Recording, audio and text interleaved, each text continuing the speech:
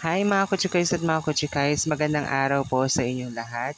We will be having now our love message reading for this week para po sa lahat ng mga collectives at makaka-relate or tutugma sa inyong sitwasyon. Ito na po ang inyong pong love message. Ngayon po, magbibigay rin po ako ng iba't ibang love message for every zodiac sign. So abangan nyo lamang po yan within this week. So kagaya po ng ginawa natin last week, gagawin ko rin po yan for this week for the love message po, no?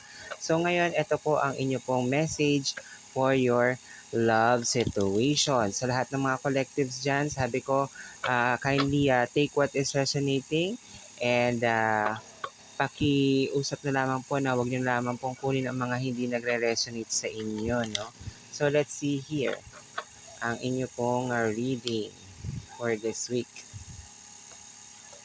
Okay, trust. This situation is calling for you to have faith. Ayan ang sabi sa ating love reading or love message for the collectives this week, no?